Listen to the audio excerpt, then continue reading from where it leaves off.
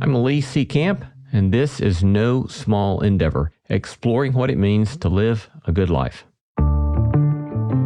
Rabbi, before I die, how can I become more like Moses? That's Quaker writer, speaker, and activist Parker J. Palmer. He's retelling a Hasidic tale about a man named Zuzia.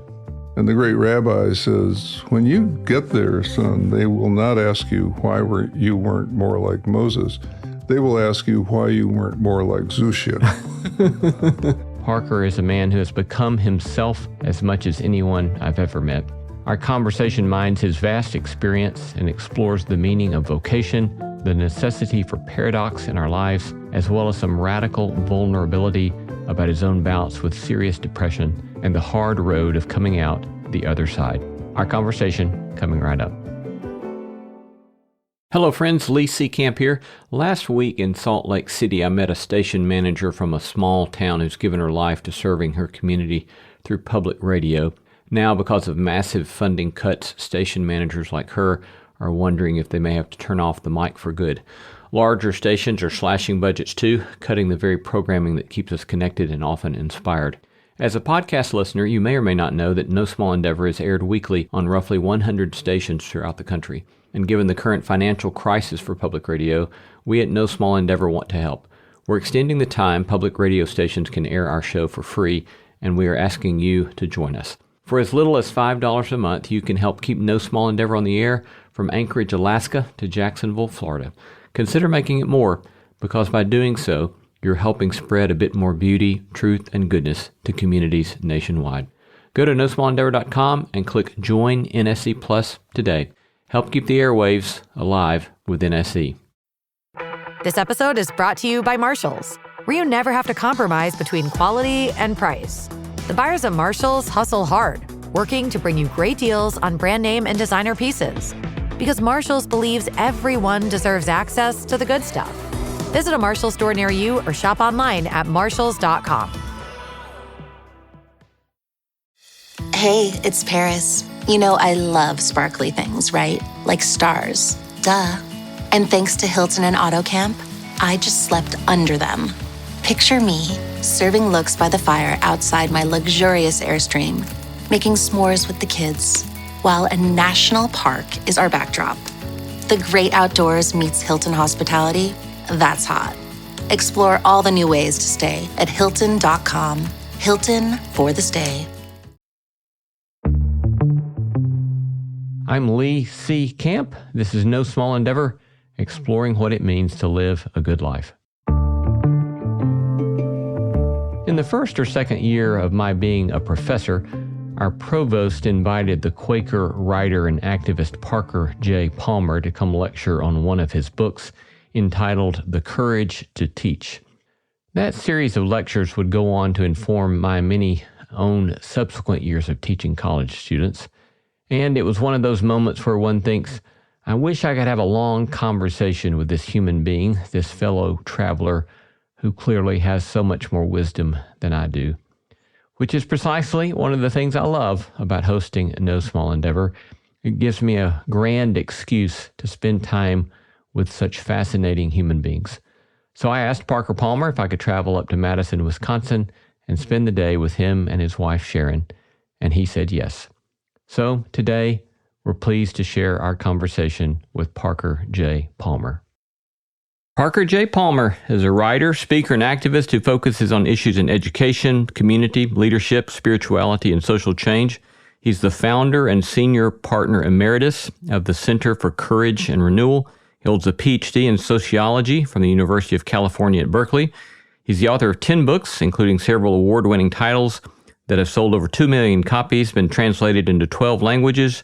Dr. Palmer is a member of the Religious Society of Friends, and Dr. Palmer and his wife Sharon live in Madison, Wisconsin, and I'm delighted to be here in Madison at Dr. Palmer's home. Welcome to No Small Endeavor, Parker. Thank you, Lee. It's great to be with you. Well, I suppose if we're going to have the opportunity to cover a lot of ground today with you, and so grateful for this time with you, but I suppose I want to start first with your notion about vocation. And perhaps one of the reasons, the tagline for our show is exploring what it means to live a good life. And as I read your work on vocation, it seems crucial for you in your life of seeking to live a good life, that coming to some sort of clarity about vocation for you was kind of a central practice for leaning into a good life. And I wonder here late in your life, and you think about your own pursuit of clarity or an understanding of vocation, what are some of the moments that you're so thankful for, or that you have gratitude for with regard to clarity or pursuit of some understanding, at least if it's not clarity, about vocation? That's a great question. Age 84, you have a lot of moments to think back on, so I'll see if I can collect some of them quickly. I think that my best general answer to that question, Lee, is that I'm particularly grateful for the moments of challenge and difficulty, even for a sense of failure or a sense of being on the wrong track, because those are the moments that clarify things for you. Those are the moments when you have an opportunity to do course correction. I'm a big fan of the title that Gandhi gave to his autobiography, where he writes about his life as My Experiments with Truth. And I think life is a big experiment. And one of the experiments is around that sort of central question, why am I here? Which is a complicated question, because it's not only about who am I, it's also about whose am I. It's a question of selfhood, identity, and integrity on the one hand, and it's a question of community on the other. Where am I planted? What ecosystem am I here to serve? And I think it's important to say that vocation doesn't necessarily equal job, which is a common confusion, I think. It means purpose. It means how are you making meaning in your life, which is a pretty fundamental human need to make meaning or find purpose. And for me, that's been a long series of experiments. It certainly has taken me on a very jagged, irregular course that one could not have imagined during, one's senior year in high school or college when they had vocation day or, what do you want to do with your life? That's an unfolding question for me that keeps appearing in different iterations at different times and yields different answers. I think I was, and I say this a lot to younger people who come to me looking for vocational guidance, I like to tell them that things didn't come together for me vocationally until I was 50. Well past halfway through my life, I finally got a sense of how all these meandering trails, which we can talk about later if you'd like, converged in some sense of coherence, at least in my mind and in my work. But until then, I was just doing my best to follow the track that seemed to be opening before me at the time, trying very hard not to press some design on it, but to just feel for the natural openings that would take me a next step and a next step, sometimes taking me to a dead end, at which point you back up and you find your way back to something that sort of makes sense. On the notion of integrity that you pointed to, you suggest at one point it's possible to live a life other than one's own. And you share how you do a measure of that in lining up kind of lofty ideals for yourself. And then you discovered at some point that's not really who I am. Would you kind of unpack that a bit for us? Yeah, I think a lot of people are used to this notion and have struggled with this notion that early in life, we sort of do what important, influential people in our lives wanted us to do or expected us to do. Parents, professors, mentors of various sorts, friends who wanted to see us be this or do that. And eventually we have to find our way back to what it is that we're really called to do. And we have voices inside of us that call us in a direction that isn't necessarily an imperative of the soul, but is coming from a different part of our own inner landscape. I want to look noble. I want to emulate the heroes, my heroes who did noble things.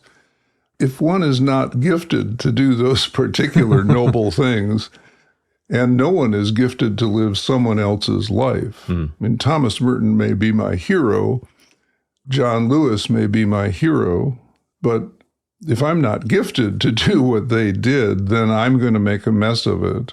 And the effort to be heroic is going to end up being both foolish and perhaps doing some damage. If you're not gifted to pursue a particular vision, you likely will do some damage along the way. So finding out what vision is yours to pursue, again, there's this old Shaker song, to come down in the place just right in life is I think an aspiration that you follow through attentiveness to the clues of your own experience. So you're conducting all of these experiments with your own truth. What are you learning? What's working? What isn't working? And then follow that. Several times you tell a story, a Hasidic tale about, I don't know how you pronounce it, Rabbi Zushya? Zushya. Yeah, would you tell that story? Yeah, so the story is from the collected tales of the Hasidim, which were collected, I think, by Martin Buber, about the disciple Zushya coming to the great rabbi and saying, "Rabbi, Rabbi, before I die, how can I become more like Moses?" And the great rabbi says, "When you get there, son, they will not ask you why you weren't more like Moses. They will ask you why you weren't more like Zushya." And so, there is a fundamental Christian belief that we are born in the image of God, and that there is, as Quakers would say, I'm a Quaker, there is that of God in everyone. There's this kind of divine imprint that makes every human being of sacred worth. To me, that means we are stamped with a kind of selfhood, that it's important to try to discern the shape of that selfhood, to understand what this particular kernel is meant to grow into. That doesn't mean that anything is predetermined, because a kernel, just like a gene in our genome, expresses itself differently in different contexts and situations. So there's a lot of discovery to be doing, but there's always this germ of identity and integrity. And if you pay attention, you know when you're off course. You're uncomfortable, and sometimes it's way beyond discomfort. It's into profound depression or despair, which I've known some of in my life. There are all kinds of ways in which the human self asserts itself and insists on itself. In our culture, we pathologize so much of this, and we say, well, if you're depressed, pop a pill. That may be necessary for some people, because some depressions are, in fact, based in brain chemistry and should be corrected. But so often, depression also has a situational element where we have veered off course. There are, in fact, evolutionary biologists who think that depression was an evolutionary adaptation to keep us from going too far off course. It's a very interesting theory to me, because I've had this experience of wandering so far off course, and then depression hits, depriving you of energy or will to wander any farther off course, which actually can help save your soul if you pay attention to it. So there is this, I think, inexhaustible source of guidance within us, which certainly can be named true self, something Thomas Merton wrote about a lot, identity and integrity. It's named many different ways in different traditions, but every wisdom tradition I know anything about has a way of naming that core of self that constantly is saying, pay attention to me and figure out what this means in your current context. Yeah. So there's some who are suggesting, I'm thinking of one writer, for example, who says, follow your passion is terrible advice, because if you sit around waiting until you feel passion, you'll never do the work that you've got to do to become good in a given field. How do you respond to that? What do you think about that? Well, passion is an interesting word because it also roots in suffering. It isn't just joy. It's suffering as well. So I think hard work is a necessary component of any vocational path, no matter how you construe it, where it's coming from, how you understand it.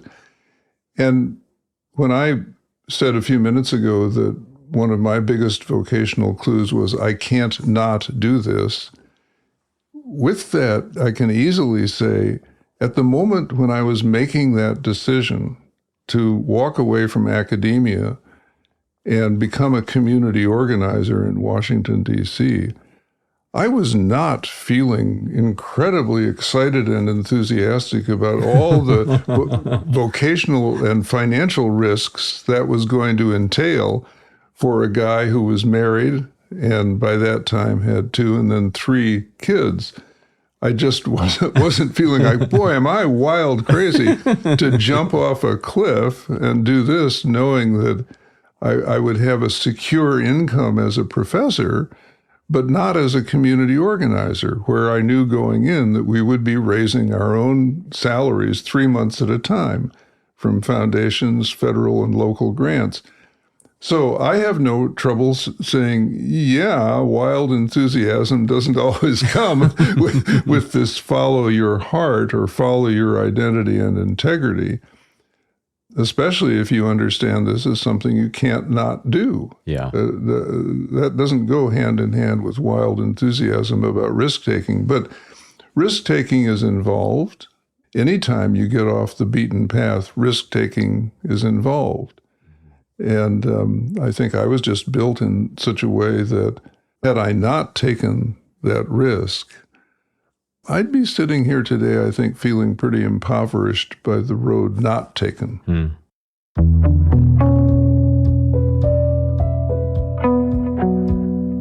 You're listening to No Small Endeavor and our conversation with Parker J. Palmer.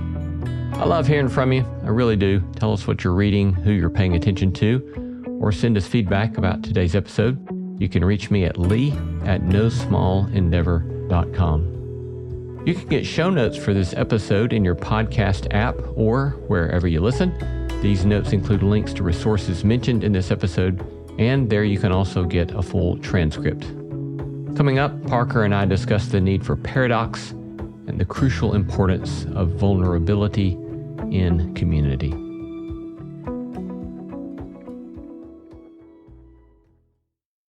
It has been so delightful to see more and more listeners like you sign up for NSE Plus. Our growing community is made up of intelligent and thoughtful people looking for a holistic approach to human flourishing. Signing up for NSE Plus is also a way to support the show and the work we're doing, and in fact, we depend upon that kind of support. But in addition to supporting the show, you'll get exclusive access to bonus content, and the No Small Endeavor you've come to love will be completely ad-free. In fact, you won't even hear ads like this one. So go to nosmallendeavor.com and click Join NSE Plus to become a member of our community today. Join for as little as $5 a month. Again, go to nosmallendeavor.com, click on that red button that says Join NSE Plus to become a member today. With a major selection of the looks your kiddos love starting at just $4 in the Walmart app, a new school year means a stylish new them. Who knew? Find skater skirts and Crocs that say, I'm casual but cool. Sparkly sneakers that say, it's my classroom, you're just learning in it. And preppy polos that say, I'm the teacher's pet, even if they're mommy's menace at home. Find their favorite styles starting at just $4 in the app. The Walmart you thought you knew is now new. A massage chair might seem a bit extravagant, especially these days. 8 different settings, adjustable intensity, plus it's heated, and it just feels so good. Yes, a massage chair might seem a bit extravagant, but when it can come with a car. Suddenly it seems quite practical. The all-new 2025 Volkswagen Tiguan, packed with premium features like available massaging front seats, it only feels extravagant. Paradox has been another key recurring theme in your work. And you quote Niels Bohr several times. Yeah. You share that with us and talk about how paradox has been crucial for you? Yeah, well, Niels Bohr was the Nobel Prize-winning physicist. We all know him from physics class, where we looked at the Bohr model of the atom that you could sort of build out of Tinker Toys or something like that. And Niels Bohr once said this very interesting thing. He said, the opposite of an ordinary fact is a lie, but the opposite of one great truth may be another great truth. Now, it's important to note that he didn't say the opposite of one great truth is another great truth. It may be another great truth. That's an act of discernment. But I like that statement a lot, and I think it nails the heart of paradox for me, so that a paradox is understood as a both-and statement rather than an either-or statement. And in that sense, it kind of flies in the face of a lot of Western logic. In Western logic, we're constantly talking about it's either this or that. Mm-hmm. We have this binary system on which computers are based, for example. It's a 1 or a 0. But in an alternative way of looking at the universe, which is more, I think, commonplace in Eastern than Western cultures, there's a lot of both and. So I'll put it to you this way. Are we made for community? Absolutely yes. Whether you look at us biologically or theologically, we're made for community. We come from community. We're sustained by community. We're accountable to community. The community's fate and our fate are closely intertwined. We're made for community. Are we made for solitude? Absolutely yes. There are parts of life, journeys in life, that you can take only by yourself. No one can come along with you, no matter how helpful they want to be. I'm acutely aware of this, not only because I'm 84 and I'm looking at the passage of time where eventually I will have to take a journey into dying that I can take only by myself. But I'm also, as you know, Lee, sitting here grieving a sister who died 3 weeks ago. And as much as I wanted to take that journey with her, holding hands, as it were, that could not be. She had to draw on all of her inner resources to take that journey alone.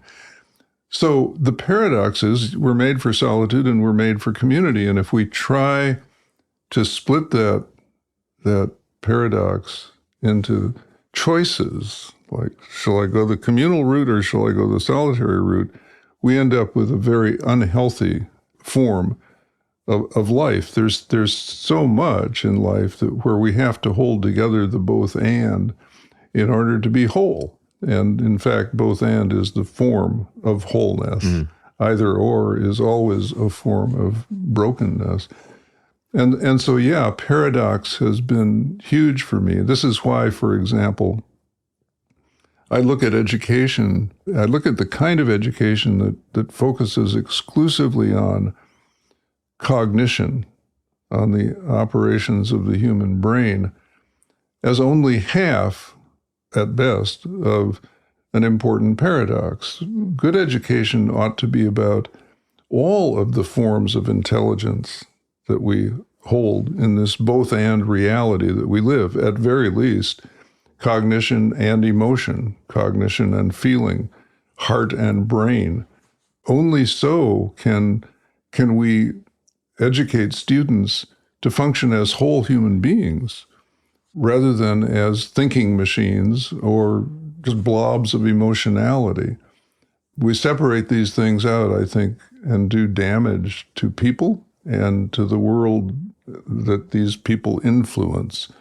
So when we get a politics, for example, that is infused with a lot of irrationality that comes from the emotive side of life and is never clarified by an act of thinking, we're in real trouble. And when we have a politics that is only calculated, analytic, pragmatic, strategic, we're also in trouble because it eliminates feeling, empathy for the human self and all of the selves that are impacted by politics.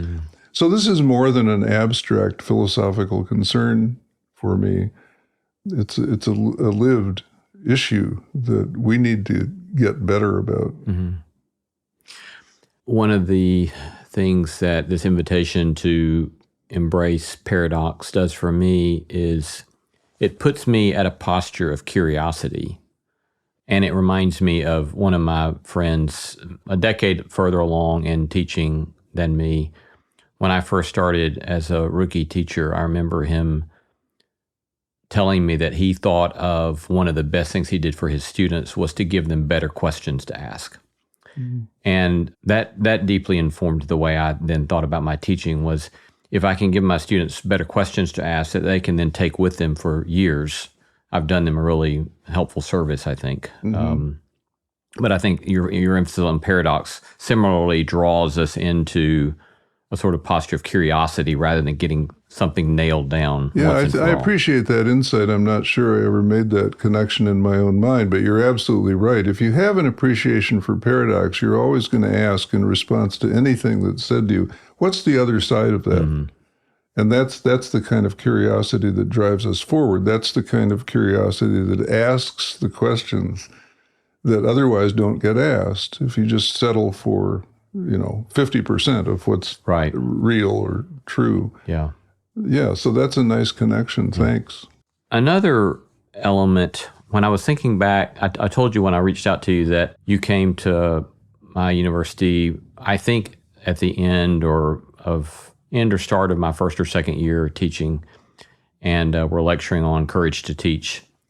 And as I've reread back through Courage to Teach and was asking myself, what can I identify that I remember resonating with so deeply? And a lot of it was the emphasis that you give on seeing our teaching as an exercise in letting ourselves be known to our students. How did you end up emphasizing this as such a significant element of the work of a teacher or the work of being human? Yeah, I think the answer to that is that this emphasis on, let me just call it being human in front of our students, as fully human as we're able to be, came for me in at least two ways. One is I started to realize I'm revealing myself to them all the time, whether I intend to or not. My students aren't stupid. They're constantly looking at what's behind the mask, what's behind the posture. And it won't hurt. It will probably help if I can take that mask off and open the posture a bit to give them more of what's really there rather than leaving it to their imaginings. It's always better to just know what's there than not. Among other things, when you don't know what's there, it's scary. Is this guy going to leap out from behind the mask and bite my head off? So that's one very basic reason. Doesn't much matter what I intend to do. I'm self-revelatory in every moment of my life. Very helpful. Touche. To anyone who's paying attention. But the other reason is that this business of hiding the self in the act of teaching or in the act of scholarship seemed to me to be contributing to this mythos of objectivism, which intellectually has never made any sense to me at all. This notion that we know best by distancing ourselves from objects of knowing and maintaining a pristine antiseptic distance so that those objects are, as it were, untainted by the touch of human hands. Well, there's no such thing as an object that is untainted by the touch of human hands. The very process, the very movement of wanting to know the world impacts the world. Physicists have proven that as soon as you move into a field of knowing, you're making a difference in that field. And the only reports that we'll ever get out of that field involve both what we observed and the presence of the observer. So let's just get straight about that. Let's acknowledge that. And let's also acknowledge that the greatest science gets done not at a great distance from the object, but through a really complex blend of data and logic and intimacy, not with an object, but with a subject of knowledge. A drawing close through a passion to know and understand. The objective knowledge doesn't come from one person standing on Mars and looking at something on Earth. Objective knowledge comes as various passionate observers of a phenomenon form a community of inquiry, following the same protocols, the same rules of evidence and rules of inquiry and analysis, and reach consensus on what it is they're seeing. Objectivity is the result of a lot of intersubjective exploration. And any decent textbook on science will tell you that objectivity comes from intersubjectivity, which means people saying, yeah, that's what I see too, and that's what I understand as I apply the protocols in a faithful rendition of this discipline, whatever it may be, history, chemistry, literary analysis, whatever. And so I wanted to, I wanted to bust through that myth as best I could, because it seemed to me that this myth of objectivism was rendering everything about teaching and learning distant and dull and unenlivening for anybody. And it was ramping up fear in the students, the fear that they would get it wrong because there's an objective standard for what's right. Well, yes, there is, but it's temporary. It's what physicists have determined at this moment is the story of a quasar or another subatomic particle. But if you look at what that story was in 1921, it's a different story than it is in 2023. And so I always ended up in my lectures on the Courage to Teach saying, if you want to teach your students to be in the community of truth, to be in the community of seekers of truth, which I think ought to be our goal for all of our students, it's not enough to teach them the conclusions of the moment and say, if you can memorize this stuff and pass the test, then you get a credential from this institution. Instead, you want to teach them how to be in the community of inquiry, how to be in the community of truth. And that involves all kinds of skills that have to do with cognition, that have to do with emotion, that have to do with relational capacities. Our knowledge, for example, in a variety of fields has changed as membership in these disciplinary communities of truth have changed. So as more women have joined the sciences or any of the disciplines, as more people of color have joined any of the disciplines, as more people of diverse sexual orientation and identity have joined these communities of inquiry, our knowledge has shifted, sometimes subtly, sometimes dramatically. But you look at any history of the United States of America that was written before Black scholars took on the work of writing American history, and you're looking at a fairy tale that never existed. Today, you're looking at a lot more truth, and obviously that truth is challenging a lot of people who don't want that kind of history taught. But that's what it means for our students to join in an inquiry. It's not just about knowing how to be a historian. It's about knowing how to be a historian in a diverse company of historians. So the relational skills are just as important as the cognitive and skills and the emotional intelligence. Yeah, so I think that all loops back to why it is that I have to show up as a real human being in my classroom.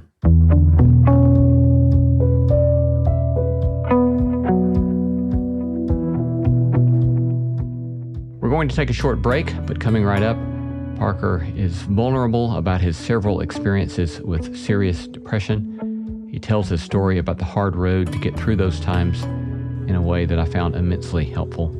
Perhaps you will as well.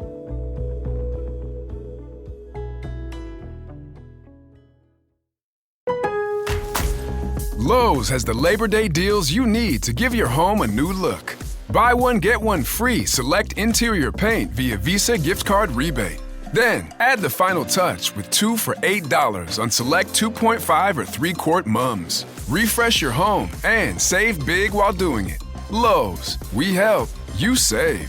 Valid through 9/3. Mums offer in-store only. Selection varies by location. While supplies last. More terms and restrictions apply. See Lowes.com/rebates for details. This episode is brought to you by Indeed.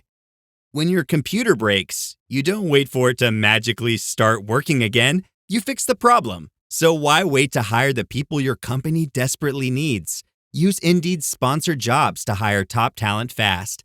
And even better, you only pay for results. There's no need to wait. Speed up your hiring with a $75 sponsored job credit at Indeed.com/podcast. Terms and conditions apply. You mentioned earlier your experience with depression, and you've written about this at some length. I was wondering if we could talk about that a bit. Sure. You say several places, I'm not writing a prescription, I'm simply telling my story. Why is that important to you to say that? It's important because depression comes in so many shapes and forms and from so many causes. And despite all of the science devoted to it, I think it is still not well understood. At very least, we know that some depressions have genetic causation. Some depressions have biochemical causation, brain chemistry. And some depressions have situational causation. And a lot of depressions are mixes of the preceding three. Very hard to untangle those threads and to say what it is that dominates or what it is that needs to be treated in a given instance. There are psychiatrists who will say, if you can sweat it out, most depressions will just resolve themselves. There are others who say, yeah, but the risk of suicidal ideation or suicidal behavior is so great that we need to prop people up with antidepressants in order to get them through to the point where the depression might go away. They might become more functional again. There are some people who need to be on medication for the rest of their lives, and there are some people like me who have the good fortune to be able to be on medication for a while to kind of put a stable floor under their lives, but then are able to wean themselves off with the help of a doctor, off of those medications and go back to living medication-free. I never want to talk about depression in a way that makes anybody think, okay, that's the way I've got to do it too. I don't know how you ought to do it if you find yourself in that situation. Yeah. When you think of your own experience, I think you said you went through at least maybe 2 seasons. 3, really. 3? Yeah. When you've been in those seasons, what are ways that you might try to get at describing what that's like, or metaphors for just getting at what it's like to whatever degree you might be able? So one of my first metaphors for depression, and I wrote a little bit about it this way, was lost in the dark. And later on, it occurred to me that in its depths, depression is not like being lost in the dark. Depression is like having become the dark. Mm. And that's a significantly different metaphor. If you're lost in the dark, there's still a distinction between you and the darkness, which means you can negotiate something with this other called the darkness or depression. You may not be able to see what's in the room, but you know you're in a room and you can feel around, maybe find a window or a shade to pull up or a light switch or a door to open or something that would suggest a way out or a way forward. You can do something if you're lost in the dark in a room. But if you've become the dark, there's no distinction between you and the depression. You are it. It is you. And at the depths, for me, that's how it felt. There is no reality in this world other than this darkness that I've become. And it's a sense of utter and absolute isolation. It's a sense of having, if you can even put it this way at the time, and I probably couldn't have, but imagine losing your membership in the human community while you're still alive. In every bit of the human community. So you're alone on the surface of Mars, and it's an absolutely devastating feeling. Your capacity to connect with the human community on which we are all so dependent has absolutely disappeared. And so people will ask me, well, did religious faith help you through those hard times? No way. That disappeared too. Religious faith is some kind of conversation or negotiation with the cosmos, and often with a community of people or an institution around that community. Nothing of that is present when you've become the dark. Anything that could connect you to the human community would be not just a blessing. It might save your life, but such moments are not in your control. And when people say, well, how did you find your way through? All I've ever been able to say is, damned if I know. I just don't know. But I flipped the question over in an important way for me. When I wrote this, I thought, I'm probably going to get in trouble for saying this, but I'm going to say it anyway because it's true for me. Turns out I got a lot of gratitude for having written this. Here's what I wrote. People walk around saying, I don't understand why so-and-so committed suicide. Well, I understand why they did, because I've been there and was tempted to do that. They did it because they needed the rest. Depression is absolutely exhausting. Drains the body of every bit of energy and will. What I don't understand, if you want a question to wonder about, what I don't understand is why some people not only survive depression, but thrive on the other side.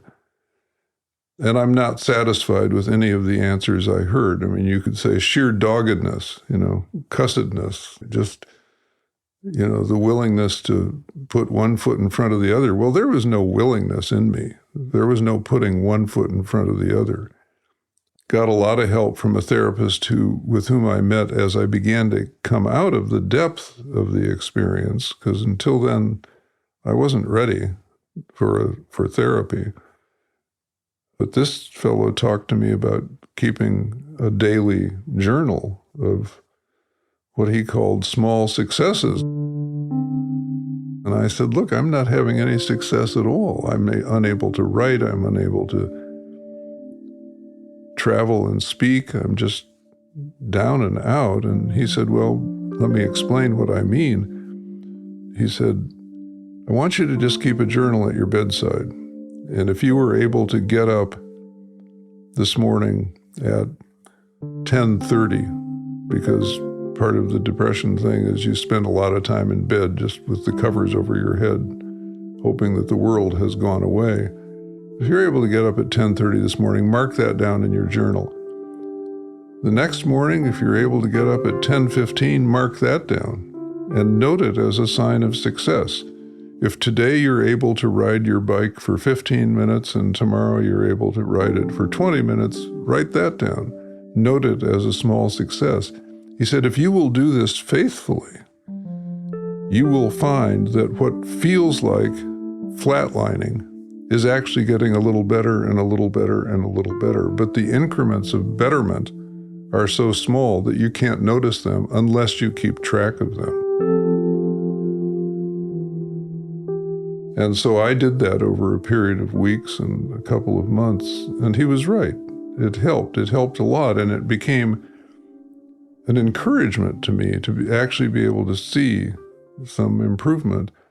And then maybe even to, at some point when as I started getting some energy back, to challenge myself. Okay, ride your bike for 30 minutes today instead of 20 and see where that might take you tomorrow.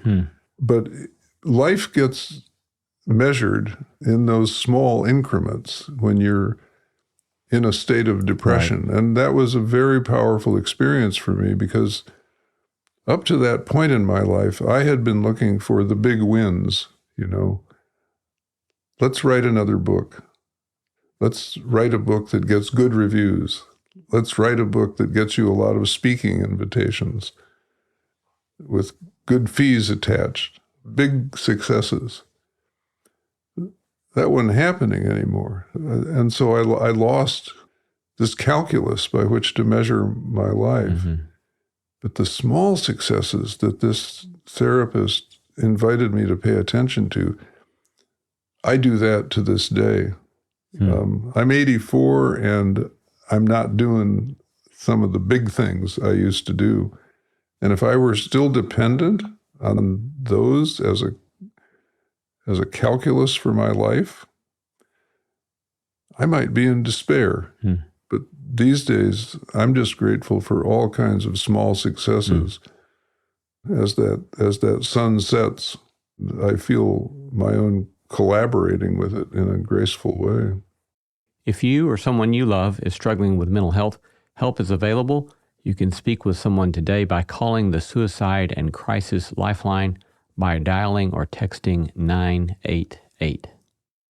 Well, as we get close to the close of our time, I wonder, I have on my outline here the question regrets, ?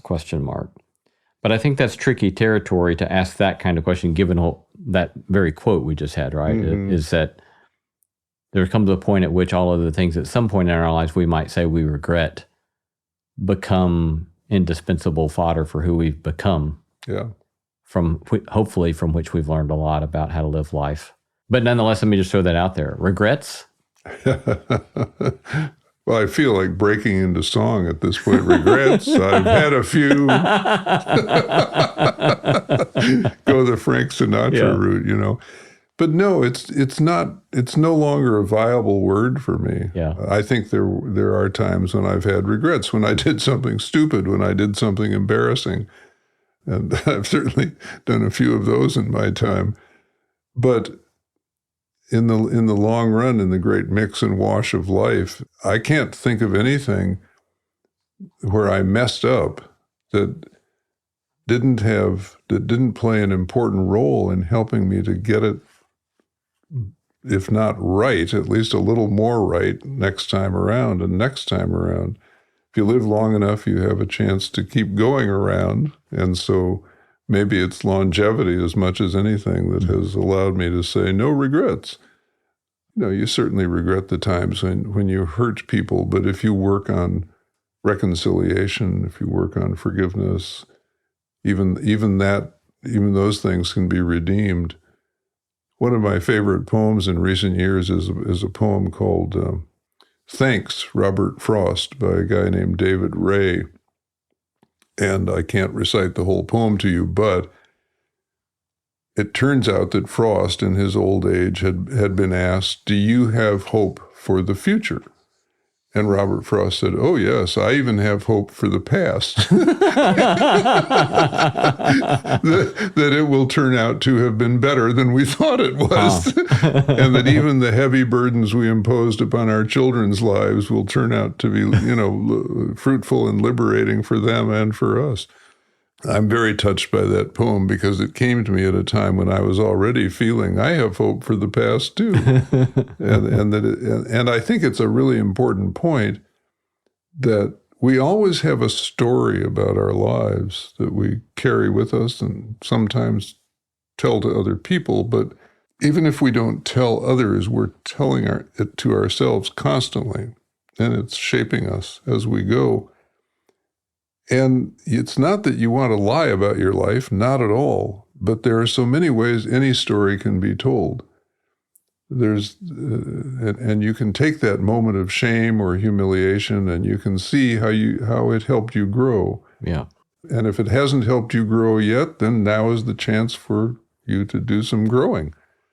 So I'm fascinated with the stories people tell themselves about their lives.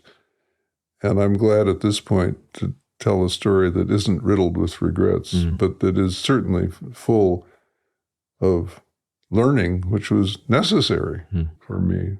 Yeah. Been talking to Parker Palmer at his home in Madison, Wisconsin.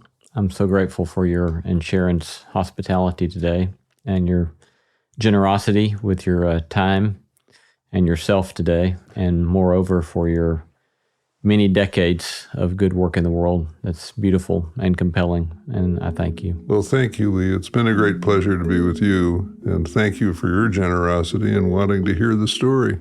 Greatly appreciated. Thank you.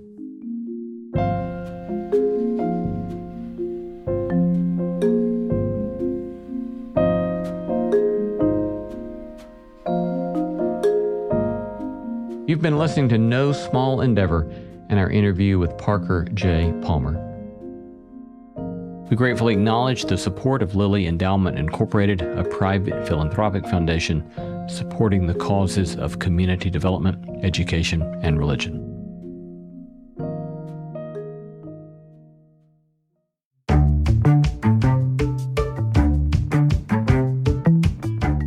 Our thanks to all the stellar team that makes this show possible: Christy Bragg, Jacob Lewis, Carriot Harmon, Jason Cheesley, Sophie Byard, Kate Hayes, Mary Evelyn Brown, and Audrey Griffith. Our theme song was composed by Tim Lauer. Thanks for listening, and let's keep exploring what it means to live a good life together. No Small Endeavor is a production of Tokens Media, LLC, and Great Feeling Studios.